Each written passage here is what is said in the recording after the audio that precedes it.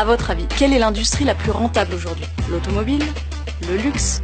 L'armement? Eh bien non, c'est l'industrie du médicament. 950 milliards d'euros de chiffre d'affaires l'année dernière. Et devinez quel pays en est l'un de ses plus gros clients? Eh bien oui, c'est la France. Championne du monde de la consommation d'anxiolytiques et suffisamment haute sur le podium dans la consommation d'antibiotiques pour qu'on en vienne à se poser cette question. Mais qu'est-ce qui nous a rendus aussi malades? Alors, face à la malhonnêteté de certains laboratoires qui font du profit sur notre santé, on a décidé de vous donner 5 raisons pour lesquelles il faut absolument arrêter d'enrichir l'industrie du médicament. Alors premièrement, une grande partie des médicaments aujourd'hui sur le marché est complètement inutile. Ça c'est pas moi qui le dis, ça a été démontré par de nombreuses études et par de nombreux médecins comme le Dr Evan dans son livre qui estime lui que 80% des médicaments est complètement inutile. Dans les médicaments inutiles, il y a deux choses.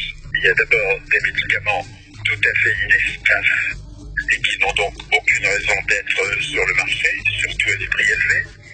Mais il y a aussi des médicaments efficaces et même très efficaces qui sont inutiles parce qu'ils sont prescrits à des malades qui n'en ont aucun besoin. Deuxièmement, les laboratoires utilisent l'expertise de certains médecins pour inventer de toutes pièces des maladies qui n'existent pas. Ça fait très théorie du complot et pourtant, ça existe. Ça s'appelle le façonnage de maladies. Une de ces maladies inventées qui est l'ostéoporose. À savoir que l'ostéoporose, c'est comme les rides sur la peau ou les cheveux blancs, c'est le vieillissement. C'est pas une maladie, c'est l'évolution normale de l'espèce humaine, ou de dire de toute espèce. Les chiens aussi font de l'ostéoporose. Mais il n'y a pas que l'ostéoporose, il y en a beaucoup d'autres, de maladies complètement inventées, la dysphorie prémenstruelle des femmes, c'est le syndrome d'hyperactivité avec beaucoup d'attention des enfants, et puis pour moi, et pour beaucoup d'autres aux États-Unis et en Angleterre, l'histoire grotesque du cholestérol qui tient absolument pas la route. Un rapport de l'IGAS, l'Inspection Générale des Affaires Sociales, estime que les laboratoires dépensent en moyenne 25 000 € par an et par médecin pour les influencer. Parmi les plus généreux, Novartis, Servier, MSD, Sanofi, Pfizer, qui dépensent chaque année des millions d'euros pour chouchouter les médecins. Face aux nombreux scandales, l'État a mis en place un nouvel outil qui vous permet de savoir si votre médecin est sous l'influence d'un ou de plusieurs labos. Il suffit d'aller sur ce site et de taper le nom de votre médecin et vous verrez tous les avantages qu'il a perçus. Troisièmement, les industries pharmaceutiques préfèrent élargir le nombre de malades pour vendre plus de médicaments plutôt que de réellement les soigner. C'est ce qu'on en vient à penser quand on voit qu'au fil des années, plusieurs seuils de diagnostic ont été manipulés pour faire plus de profit. Je m'explique. Le seuil de diagnostic, c'est ce qui apparaît sur votre prise de sang et qui détermine si vous êtes malade ou pas. Par exemple, on était pendant des années considéré comme malade quand on avait un taux de 240 mg de cholestérol par litre de sang. Ce taux a été réduit de quelques milligrammes, passant de 240 à 200, ce qui a augmenté le nombre de patients de, tenez-vous bien, 42,6 millions, soit une augmentation de 86% et un marché en or pour les laboratoires. Quatrièmement, les laboratoires s'enrichissent en spéculant sur leurs brevets et en vendant leurs molécules à des prix exorbitants. Prenons un exemple concret, le laboratoire américain Gilead. Son médicament, le Sovaldi, lui a permis de réaliser en un an 12 milliards d'euros de bénéfices, et ce au détriment de nombreux patients à travers le monde qui n'ont pas eu les moyens de se soigner. Gilead est le seul laboratoire qui a cette molécule, et cette molécule est à des prix que personne ne peut s'acheter. En France, chaque malade soigné avec ce médicament coûte 41 800 € à la sécurité sociale. Aux États-Unis, 77 000 €. Mais ce médicament vendu à 500 € l'unité en France ne coûte que 7 € au Bangladesh, pays très pauvre qui, face à l'urgence sanitaire, a décidé de copier cette molécule pour la vendre à des prix raisonnables et soigner sa population.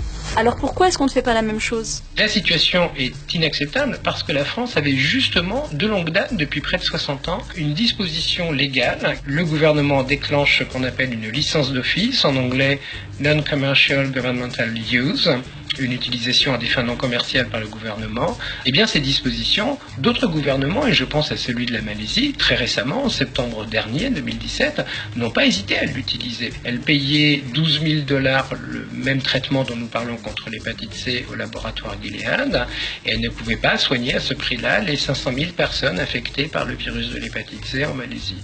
Elles ont donc déclenché cette licence d'office et elles ont pu recourir à une version générique à 300 $. Elles ont divisé par 40 le prix. Ce qui nous amène à notre cinquième et dernier point pour lequel il faut absolument arrêter d'enrichir les industriels du médicament. La France en est l'une des principales victimes. On ne peut pas dire qu'ils sortent que l'industrie pharmaceutique française sorte des médicaments innovants depuis quelques années. Donc, moi j'avais fait les calculs sur une liste emblématique en France qui s'appelle la liste des médicaments onéreux. Et donc, En gros, 70% des dépenses sur cette liste étaient le fait de laboratoires américains, les Anglais, la Suisse. En fait, ces trois-là, on a 70% des dépenses en France. Alors, qu'est-ce qui pousse les autorités politiques et sanitaires françaises à faciliter un tel marché? Les intérêts financiers sont énormes. C'est peut-être la peur pour les pouvoirs publics d'ouvrir la voie vers un autre mode de régulation du prix du médicament. Et là, la pression des industriels est vraisemblablement énorme pour empêcher le gouvernement français, pour empêcher les gouvernements des pays de l'OCDE de recourir à ce type de dispositif. Mais alors, pourquoi continuer à enrichir des laboratoires qui préfèrent de loin nous voir malades que nous aider à guérir?